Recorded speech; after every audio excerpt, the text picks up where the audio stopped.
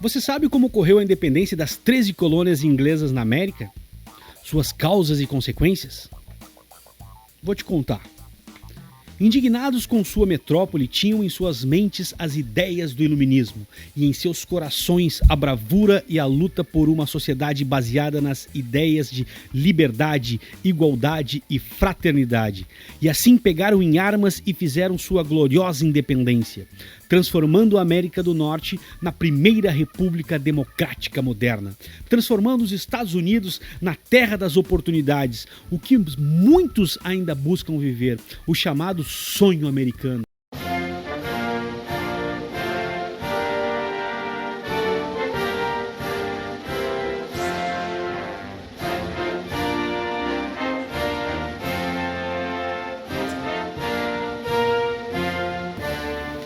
Para tudo. Eu estou só deixando a coisa bonitinha e romântica. Algumas coisas aí até estão corretas, mas uma boa parte está bem longe da verdade. Quer saber tudo direitinho? Fica comigo e aproveita a vinheta para dar aquele like bacana e te inscrever no canal. Eu já volto, é bem rapidinho.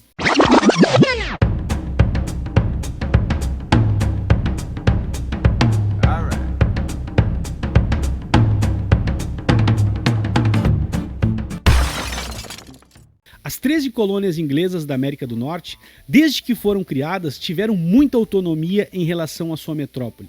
Porém, isso começou a mudar na segunda metade do século XVIII, pois a Revolução Industrial em curso provocava amplas mudanças no sistema produtivo, que passava a exigir mais matérias-primas para as indústrias e a ampliação do mercado para os seus produtos. Na perspectiva inglesa, seguindo os princípios da política mercantilista, as colônias americanas podiam atender a essas necessidades. Para que isso ocorresse, porém, era preciso reduzir a autonomia das colônias e subordiná-las aos interesses econômicos metropolitanos, ou seja, da Inglaterra. Outro fator que contribuiu para modificar a política colonial inglesa foi o desdobramento da Guerra dos Sete Anos, de 1756 a 1763, que aconteceu no continente americano. Na América, o conflito teve como causa imediata a disputa de ingleses e franceses por áreas indígenas do Vale do Rio Ohio. Apesar de derrotar os franceses e ampliar seus domínios na América, a Inglaterra teve que arcar, obviamente, com os custos dessa guerra. E para compensar, então, as perdas financeiras, o parlamento inglês votou leis que visavam aumentar a arrecadação de impostos. Os novos tributos não eram apenas uma forma de captar recursos rapidamente. Com eles, a coroa também pretendia frear as atividades manufatureiras nas colônias e, assim, ampliar o mercado para produtos ingleses. A Guerra dos Sete Anos estabelecera uma maior presença militar nas colônias. A coroa decidiu manter um exército regular na América a um custo de 400 mil libras por ano. E para o sustento desse exército, os colonos passariam a ver aumentar a sua carga de impostos, situação extremamente desagradável para os colonos. Pagar por um exército que, a rigor, estava ali para policiá-los. Quero aproveitar então para indicar um bom filme para vocês sobre esse momento histórico, o qual se chama O Patriota, que tem o Mel Gibson como seu protagonista. Bom, vamos voltar para a Guerra dos Sete Anos.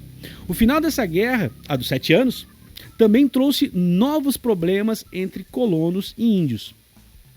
Pois, vencido o inimigo francês, os colonos queriam uma expansão mais firme entre os montes Apalaches e o rio Mississippi, áreas tradicionais de grandes tribos indígenas.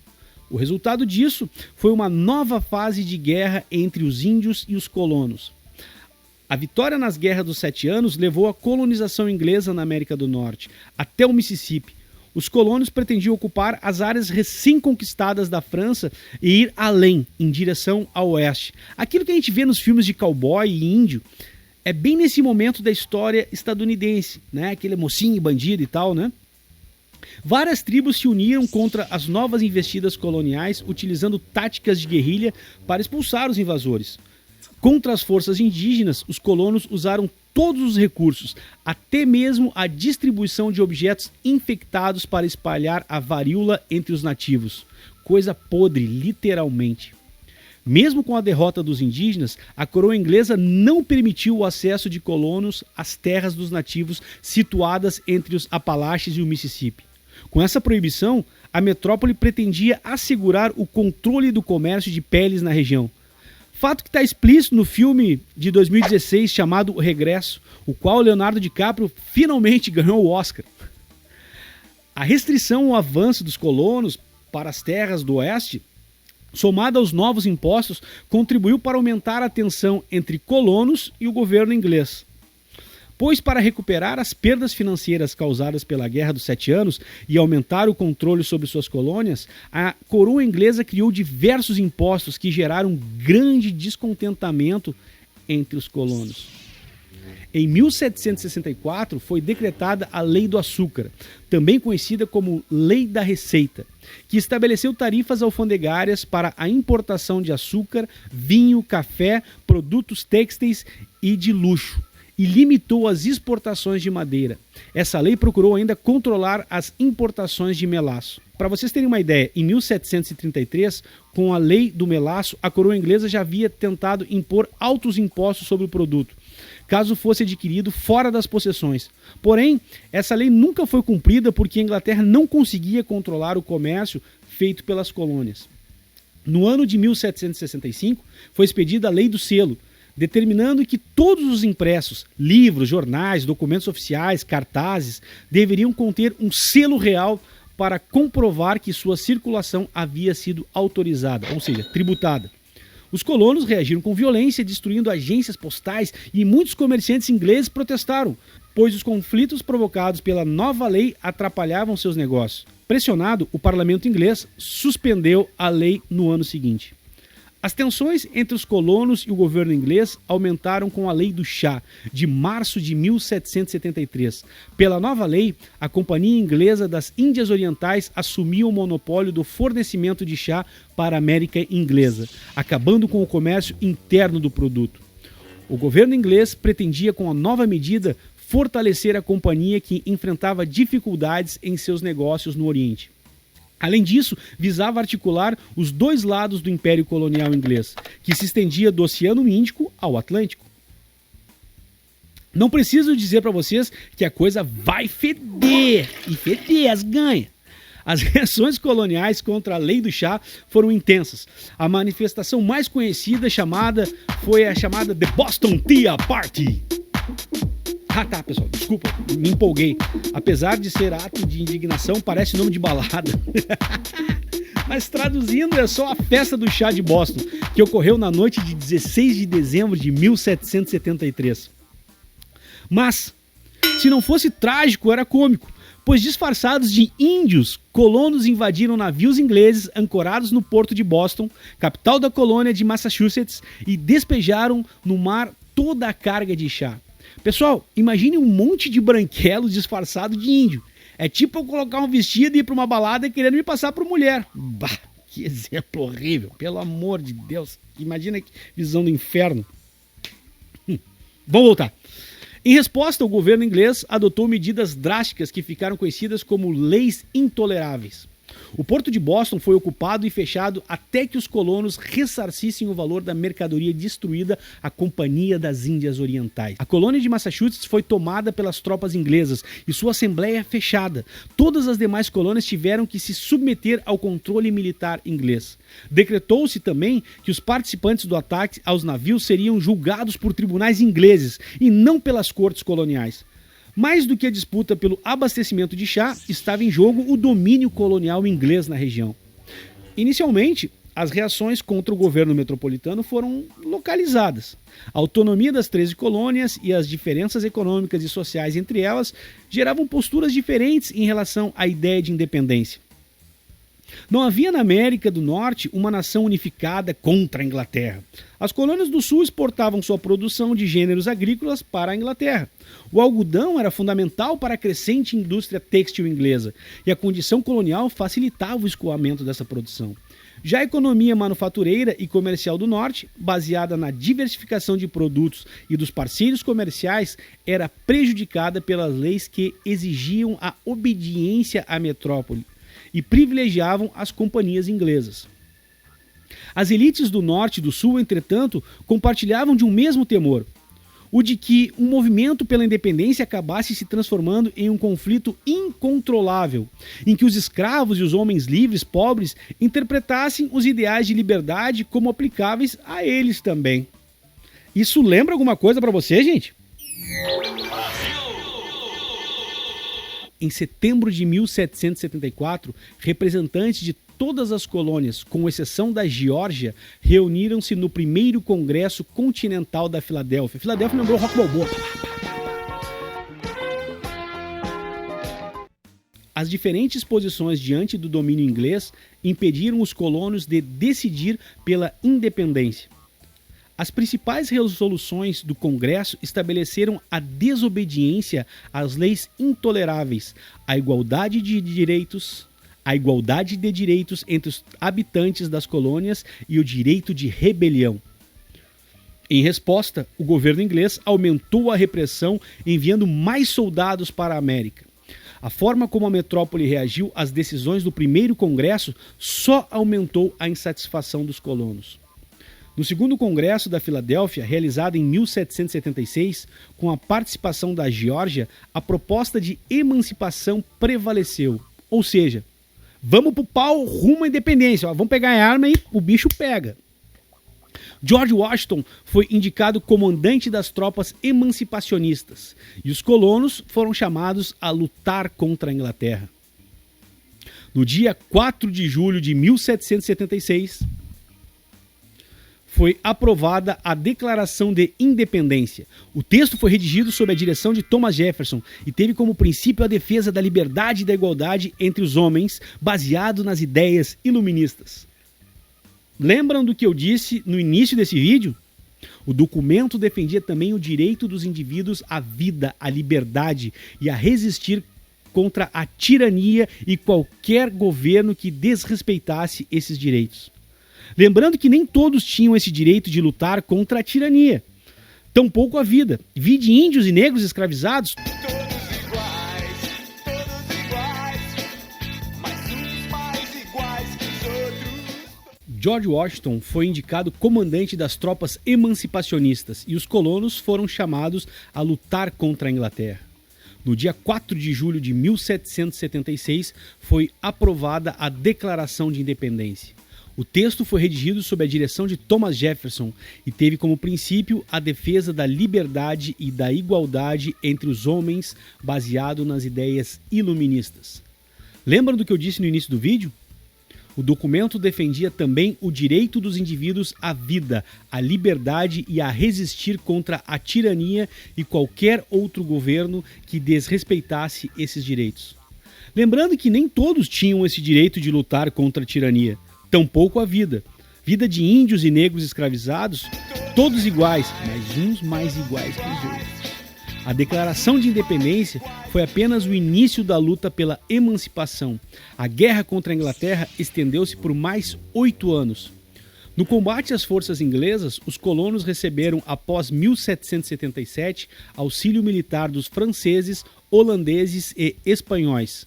Somente em 1783, com a assinatura do Tratado de Paris, a independência dos Estados Unidos foi reconhecida pela Inglaterra. Olha o iluminismo aí, gente!